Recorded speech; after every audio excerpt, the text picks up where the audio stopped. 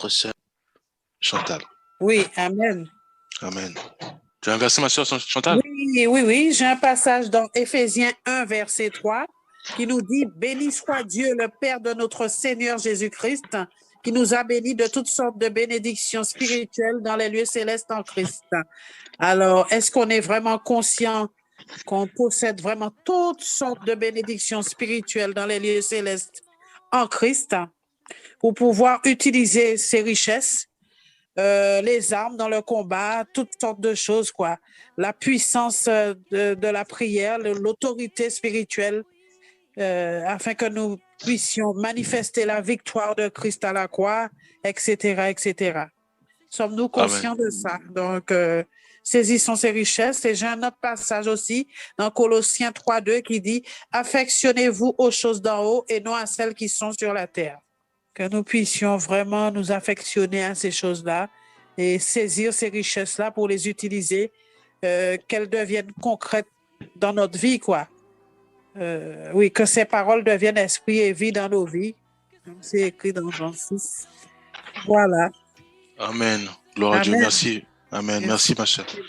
Merci. Voilà, on va aussi passer la parole à notre sœur Tyrell, si tu as un verset à nous encourager. J'ai 2 Corinthiens 6. Donc, on va lire le 1 jusqu'à... Donc, 2 Corinthiens 6, de 1 jusqu'à 5. Donc, je lis la parole du Seigneur. Puisque nous travaillons avec Dieu, nous vous exhortons à ne pas recevoir la grâce de Dieu en vain. Car il dit au temps favorable, je t'ai exaucé. Au jour du salut, je t'ai secouru. Voici maintenant le temps favorable. Voici maintenant le jour du salut. Nous ne donnons aucun sujet de scandale en quoi que ce soit, afin que le ministère ne soit pas un objet de blâme. Mais nous nous rendons à tous égards recommandables comme serviteurs de Dieu par beaucoup de patience dans les tribulations, dans les calamités, dans les détresses, sous les coups, dans les prisons, dans les troubles, dans les travaux, dans les veilles, dans les jeûnes, par la pureté, par la connaissance, par la longanimité, par la bonté, par un esprit saint, par une charité sincère. C'est la parole du Seigneur que nous devrons, je crois que tu dois faire du bien, on doit suivre ces paroles-là, quoi. Amen. On doit suivre ces paroles-là, on doit faire du bien aussi autour de nous, suivre tout ce on doit faire, pas faire du mal et tout ça là. Ouais, c'est ça, quoi.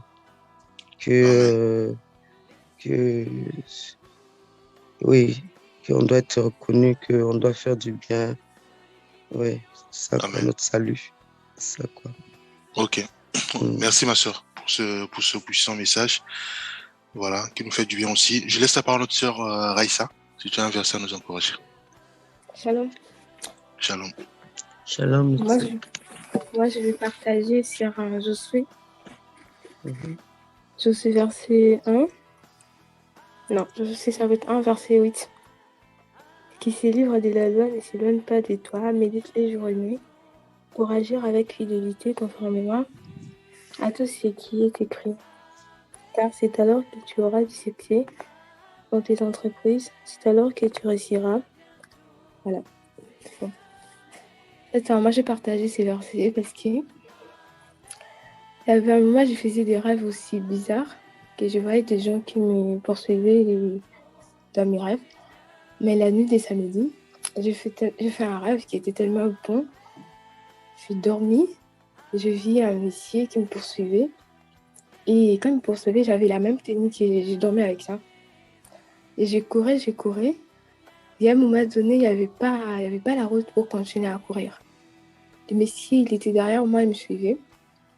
Et je regarde à côté, il y avait une petite route. Je rentre dans cette route, il était toujours derrière moi. Et je vois quoi? Il y avait une maison.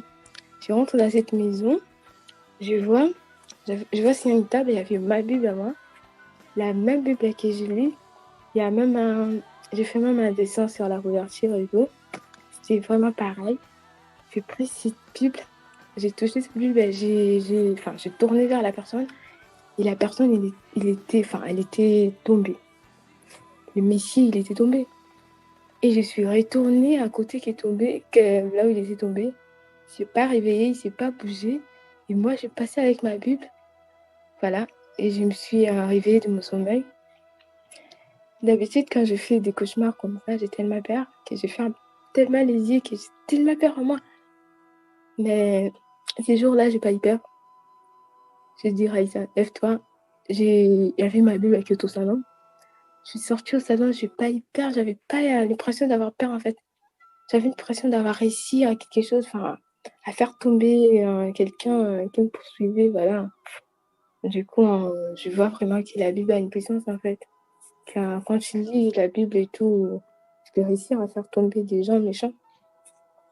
C'est tout ce que je voulais partager. Gloire à Dieu, ma sœur. Merci, ma sœur, pour ce puissant message qui nous fait du bien et qui nous rappelle que la parole de Dieu, c'est une puissance, c'est une puissance. Voilà, je laisse la parole à notre sœur Chantal si elle veut compléter par rapport à ça. Oui, par rapport à que ce livre de la loi ne s'éloigne point de toi. Oui, que c'est le Seigneur m'a donné ça au début quand je me suis donné à lui et ça m'a beaucoup aidé, quoi. Et la parole, vraiment, ça a toujours été mon guide, mon soutien, tout ce que vous voulez. J'aime beaucoup la parole. Même quand j'ai du mal à prier, j'ai pas du mal à lire la parole. Il y en a, c'est le contraire, chacun. Donc, je suis, comment dirais-je, je n'arrive pas à expliquer. Je me nourris vraiment. Mon verset préféré, d'ailleurs, c'est « Ta parole est une lampe à mes pieds et une lumière sur mon sentier ». Et j'encourage vraiment les autres, dans les épreuves, dans tout, à vraiment avoir cette parole. Parce que dans mon livre, en résumé, ils écrivent « La parole est le socle de l'inspiration de l'auteur ». Et je peux vous dire que, franchement, je n'idolâtre pas la parole, mais Dieu est dans sa parole, en fait. Oui, il est la parole. Je vous encourage vraiment à vous abreuver, voilà. Amen. Oui. Ok. Je vais aussi partager. Donc, pour moi, le thème, ça va être comment distinguer un chrétien ou une chrétienne. Alors, donc, pour cela, on va lire. Bon, déjà pour commencer, donc on sait tous que un chrétien ou une chrétienne marche selon l'esprit. Et un païen ou bien une personne qui n'est pas chrétienne marche selon la chair. Et pour cela, donc on va lire Galates 5, 17 qu'on connaît tous. Donc c'est que je vais lire que Jésus-Christ se sortit sa parole. Car la chair a des désirs contraires à ceux de l'esprit et l'esprit en a de contraires à ceux de la chair. Ils sont opposés entre eux afin que vous ne fassiez point ce que vous voudriez. Voilà. Donc on sait tous qu'un chrétien ou une chrétienne marche selon l'esprit et quand on marche pas selon l'esprit, effectivement on marche selon la chair. Voilà, donc nous allons lire aussi un autre verset juste pour essayer d'éclaircir tout cela.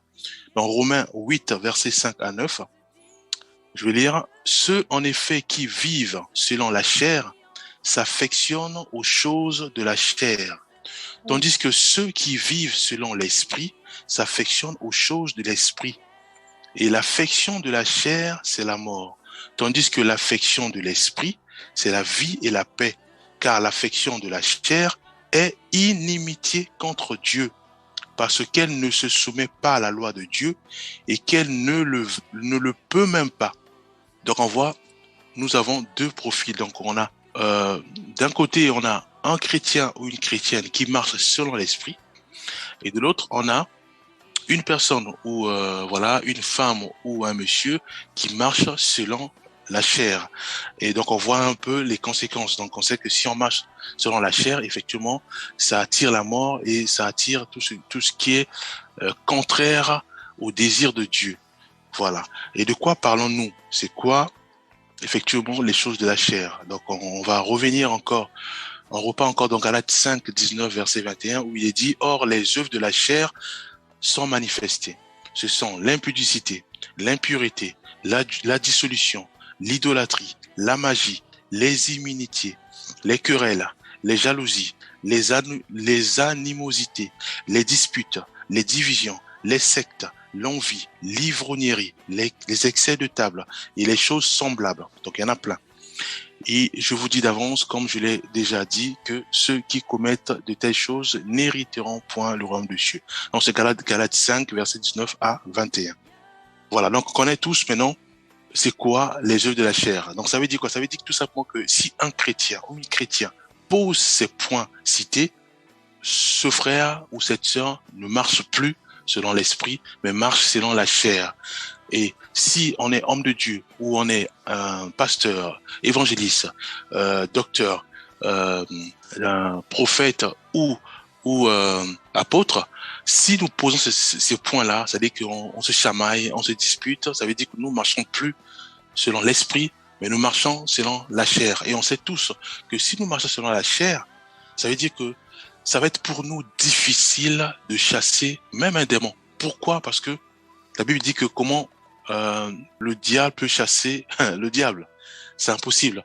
Donc, si un pasteur vient nous dire que je viens de chasser un démon, et sachant que il n'est pas conduit selon l'esprit, ça veut dire que ce démon-là s'est joué de lui. Ça veut dire qu'il peut dire, voilà, je suis parti, mais en réalité, le démon est toujours là. Voilà. Il y a beaucoup de choses. Un chrétien ou une chrétienne ne peut pas marcher selon la chair, mais peut que marcher selon l'esprit. Nous allons lire encore un autre verset, Galates 6, verset 8. C'est lui qui sème pour sa chair moissonnera de la chair la corruption. Mais celui qui sème pour l'esprit moissonnera de l'esprit la vie éternelle. Voilà. Donc on réalise que il y a deux choix. Ou nous marchons sur la chair, ou nous marchons selon l'esprit.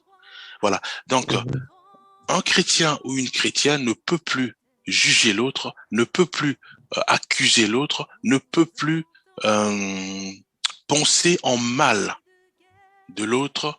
Voilà. Pourquoi? Parce que si nous le faisons, ça veut dire que nous marchons selon la chair.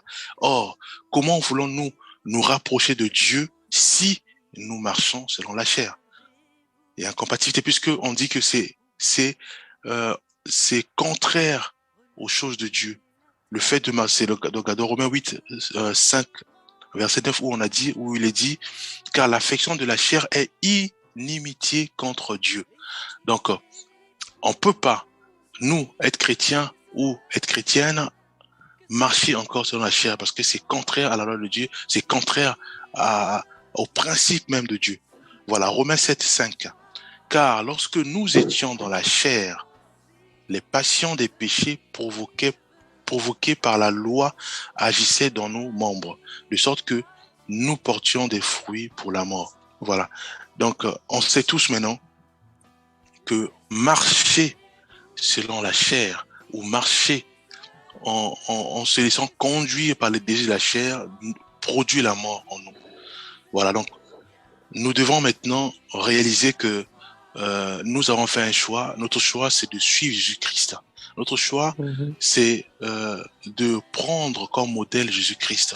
Et pour cela, nous devrons très vite poser des bases qui consistent à dire ceci, à marcher selon l'esprit, à ne plus marcher selon la chair, parce que la chair nous emmène à la mort, la mort spirituelle aussi. Donc, nous devons marcher selon l'esprit. Et en marchant selon l'esprit, effectivement, nous serons opposés à la chair. Nous allons lire quelques versets aussi pour appuyer tout cela. Il est quelle heure? Voilà. Nous allons lire Romains 1, verset 4. Il est dit ceci et déclaré. On va lire comme Galates 5, 16. Où il est dit, je dis donc, marchez selon l'esprit et vous n'accomplirez pas les désirs de la chair. Donc ça veut dire que nous, pour combattre les désirs de la chair, Dieu nous demande de marcher selon l'esprit.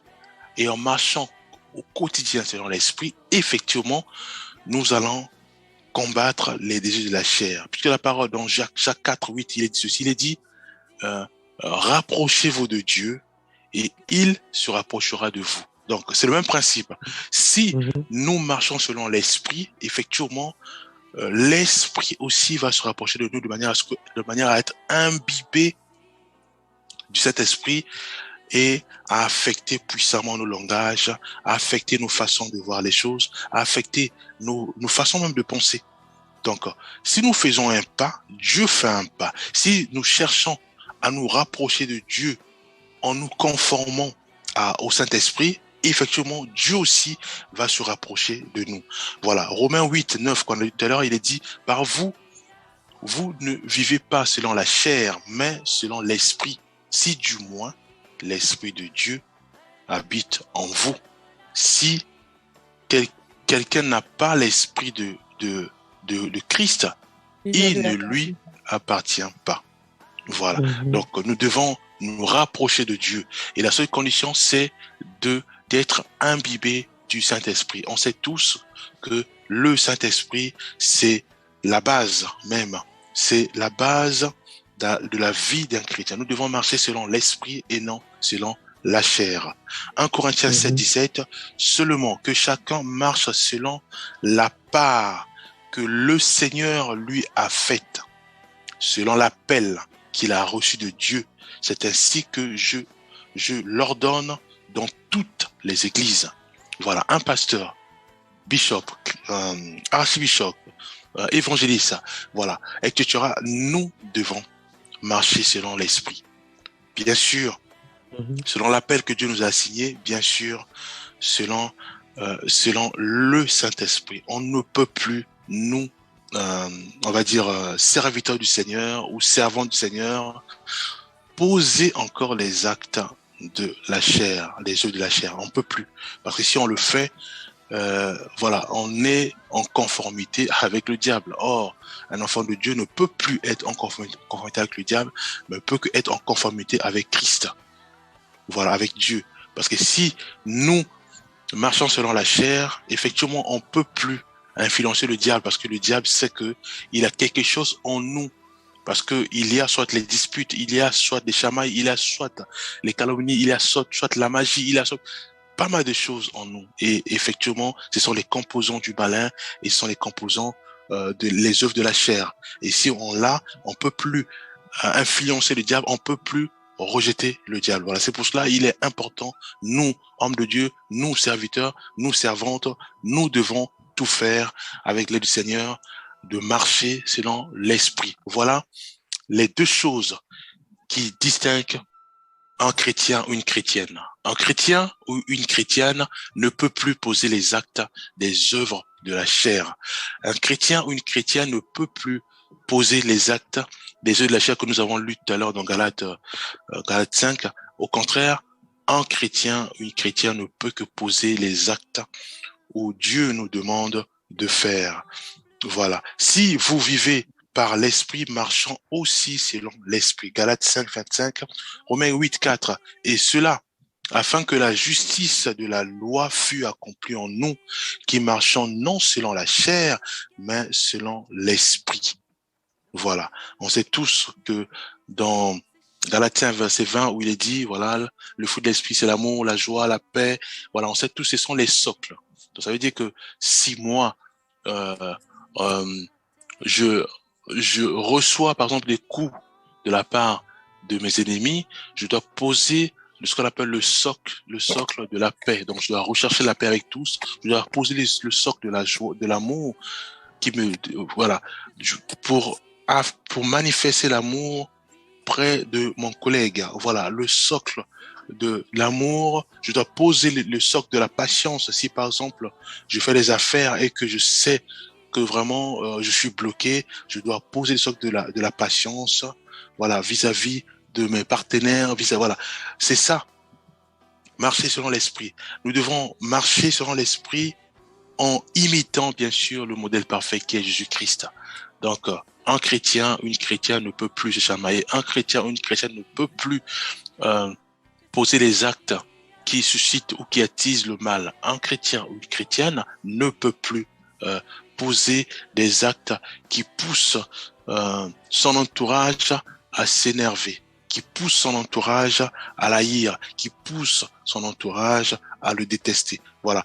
Un chrétien ou une chrétienne marche selon le Saint-Esprit. On ne peut plus accuser l'autre, on ne peut plus juger l'autre, on ne peut plus mal parler de l'autre, on ne peut plus voler, on ne peut plus mentir, on ne peut plus prendre la cigarette, on ne peut plus prendre la drogue, on ne peut plus consommer l'alcool atroce, on ne peut plus, voilà, marcher selon la chair.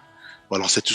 La chair, c'est à ces désirs qui sont contraires à ceux de l'esprit. La chair te pousse à acheter les choses en excès. La chair te pousse à te conformer, par exemple, à un voisin. Si par exemple le voisin achète une voiture, tu veux aussi avoir la même marque de la voiture. Si tu vois ton voisin ou ta voisine acheter une robe, tu veux aussi avoir la même robe. Voilà, ça, c'est marcher selon la chair. On sait tous les conséquences de la chair. C'est pour cela, nous, en tant que chrétiens ou en tant que chrétiennes, nous devons marcher selon l'esprit et non selon la chair. Voilà ce que je tenais aussi à partager. Voilà, je ne sais pas s'il y a des compléments par rapport à ça. Je laisse la parole. Je peux poser une question? Bien sûr, ma sœur. Oui, alors j'entends souvent des chrétiens dans le combat spirituel quand ils sont persécutés ou autres, ils noient leurs ennemis dans la mer Rouge, comme l'armée de Pharaon. Alors, est-ce que c'est biblique? Est-ce que c'est la chair qui prend le dessus? Je ne pense pas, mais bon, je demande quand même confirmation. Bien sûr, on va reprendre cette question dans la Bible. Hein.